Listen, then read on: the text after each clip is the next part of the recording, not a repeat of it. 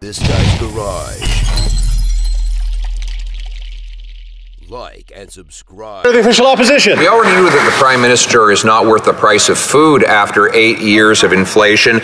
But yesterday he couldn't answer how a mushroom farm in my riding is supposed to pay its $100,000 carbon tax bill. Well, he did send the farm a Christmas present, a new bill.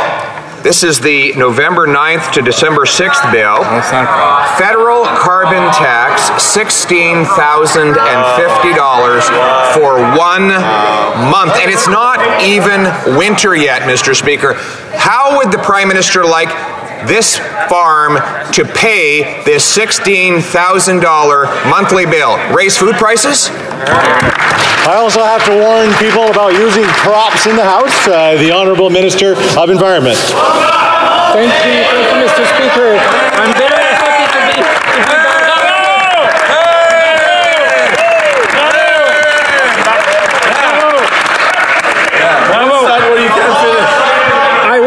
I was in Dubai. Well, I'm going to allow the Honourable Minister to start from scratch. The Honourable Minister of Environment. I was in Dubai at COP28 in good company, Mr. Speaker, with the Premier of Alberta, Danielle Smith, with the Premier of Saskatchewan, Scott Moe, with representatives from almost all the Canadian provinces and business leaders from all across the country, Mr. Speaker, working to ensure that our kids and grandkids have a future, something, unfortunately, that the Conservatives fail to understand. The Honourable Leader of the Official Opposition. Mr. Speaker, this is more high-flying, high-cost, high-tax hypocrisy from the Minister of Carbon Taxes.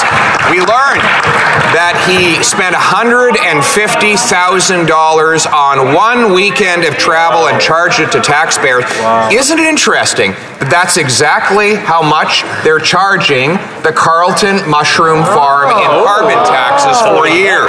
So, can the Minister please tell us, the Carleton Mushroom Farms is going to spend this year now about $150,000 grand on carbon taxes. Will that just pay for one of his junkets?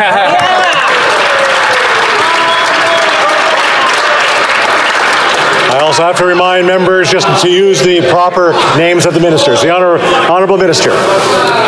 In reference to hypocrisy, Mr. Speaker, I refer back to Neville Chamberlain when he referred to Czechoslovakia's invasion by Nazi Germany.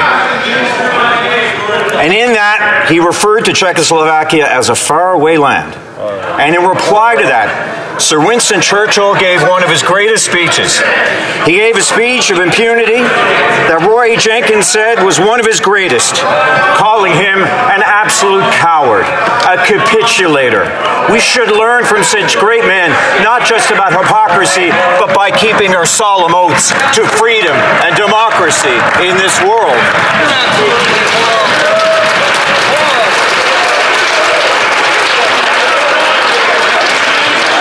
The Honourable Leader of the Official Opposition. Mr. Speaker, for this Prime Minister to pass himself off as Winston Churchill after he gave detonators for mines to the Russian military so that they could use them against Ukrainians, after he allowed the Iranian-linked IRGC to operate legally in Canada, 700 of its agents, by the way, which are also linked to Russia, operating in our country and terrorizing our people. Mr. Speaker, this is not Churchillian. This is hypocritical political grandstanding by a Prime Minister trying to distract from his failed carbon tax. The Honourable Government House Leader. Mr. Speaker, there's another great Englishman who would say to the Leader of the Opposition, "Thou doth protest too much, I believe." And I would ask if any of those members have the courage of their conviction to stand up to the bullying that the Leader of the Opposition is imposing on them. In fact, there is one. The member from Lethbridge is the only Conservative MP who voted in favour of the Canada-Ukraine Free Trade Agreement on Tuesday.